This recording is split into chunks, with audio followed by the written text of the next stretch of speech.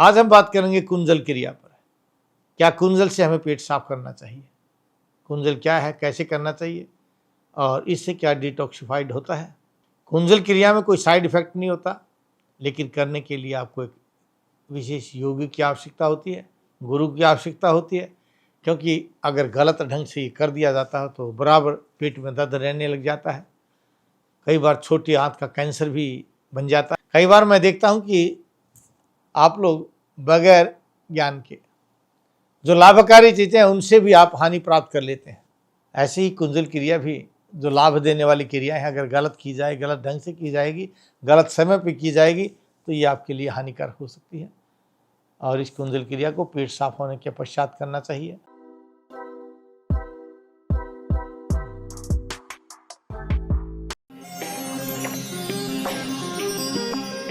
नमस्कार साथियों, आज फिर एक नई वीडियो, नई समस्या के साथ मैं आपके सामने आया हूं। बहुत से लोग बहुत प्रकार की बातें करते हैं। कुछ बातें अनुभूत होती हैं और कुछ बातें पढ़ कर के आगे प्रेषित कर दी जाती हैं। लेकिन हमारे इस YouTube चैनल पर जो आप बात देखते हैं वो अनुभूत भी होती हैं, परीक्षित भी होती हैं और शास्त्रोक्त भी होती हैं, क्योंकि हमने शास्त्रों का अध्ययन किया है। ऐसे ही हवा में बात नहीं करते।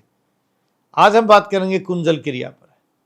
क्या कुंजल से हमें पेट साफ करना चाहिए, कुंजल क्या है, कैसे करना चाहिए और इससे क्या डिटॉक्सिफाइड होता है। शरीर का यानी लीवर को डिटॉक्सिफाइड करने के लिए कुंजल का कितना महत्व है। पानीयम प्राणिनाम प्राणः, पानी प्राणियों का प्राण है। इसलिए हम कहते हैं कि भोजन में बीच में घूंट घूंट करके पानी पीजिए। भोजन के बीच में जो आप घूंट घूंट करके पानी पीते हैं, यह आपके कब्ज रोग को दूर करता है, डिटॉक्सिफाइड करता है। दिन भर आप भोजन न करके खूब पानी का प्रयोग कीजिए, ये आपको डिटॉक्सिफाइड करता है, आपके पेट को साफ करता है। और हाँ, अगर कुंजल क्रिया करना चाहते हैं तो अच्छे सारे पानी पी करके जो यौगिक क्रियाएं हैं वो कीजिए। और उन यौगिक क्रियाओं के करने से शरीर के आमाशय से लेकर के पक्वाशय तक का जो एक्सरसाइज हो जाती है, उससे आंतें जो हैं वो साफ़ होती चली जाती है। आमाशय अगर साफ़ होगा तो आपका पैनक्रियाटिक जूस अच्छे से बनेगा, बाइल डक्ट का जूस अच्छे से बनेगा और पेप्टिक जूस भी अच्छे से बनेगा। लेकिन जब छोटी आंत साफ होती है तो एब्जॉर्प्शन का काम करती है।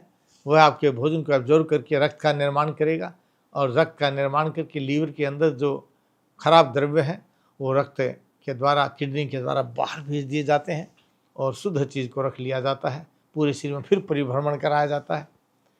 कुंजल क्रिया में कोई साइड इफेक्ट नहीं होता, लेकिन करने के लिए आपको एक विशेष योगी की आवश्यकता होती है, गुरु की आवश्यकता होती है। क्योंकि अगर गलत ढंग से ये कर दिया जाता है तो बराबर पेट में दर्द रहने लग जाता है। कई बार छोटी आंत का कैंसर भी बन जाता है, क्योंकि विपरीत क्रियाएं हैं। इसलिए आयुर्वेद कहता है पथ्य सेविनः किम भेषजम, परहेज से रहिए। अपथ्य सेविनः किम भेषजम, बद परहेजी करेंगे तो किसी औषधि की आवश्यकता नहीं है। कुंजल क्रिया हमेशा डॉक्टर के सामने कीजिए और डॉक्टर के आदेश अनुसार करना चाहिए। कई बार मैं देखता हूं कि आप लोग बगैर ज्ञान के जो लाभकारी चीज़ें हैं उनसे भी आप हानि प्राप्त कर लेते हैं। ऐसे ही कुंजल क्रिया भी जो लाभ देने वाली क्रियाएं हैं, अगर गलत की जाए, गलत ढंग से की जाएगी, गलत समय पर की जाएगी तो ये आपके लिए हानिकारक हो सकती है। और इस कुंजल क्रिया को पेट साफ होने के पश्चात करना चाहिए। आप जिस दिन कुंजल क्रिया करना चाहते हैं, रात का भोजन नहीं करना चाहिए। रात को पेय पदार्थ का यानी मूंग की दाल में अच्छा घी डाल करके उसका प्रयोग कर लीजिए, या दूध चावल का प्रयोग करके सुबह आप कुंजल क्रिया कीजिए। अगर आप रात को भरपेट भोजन खा करके सुबह कुंजल क्रिया करते हैं तो यह कुंजल क्रिया आपके शरीर को नुकसान करती है। इसलिए हल्का भोजन रात को करके सुबह फिर आप इस तरह की योग्य क्रियाएं कर सकते हैं। कैसे करना है, पूरी समझना है तो हमारे आप YouTube चैनल पर आ सकते हैं और कमेंट्स कर सकते हैं। प्रत्येक रोग के बारे में जान सकते हैं, समस्या का समाधान भी कर सकते हैं। और जानना चाहते हैं अपने रोग का सही समाधान और प्राप्त करना चाहते हैं दवाओं, तो आप कोरियर से दवाई मंगा सकते हैं। संपर्क कीजिए नंबरों पर।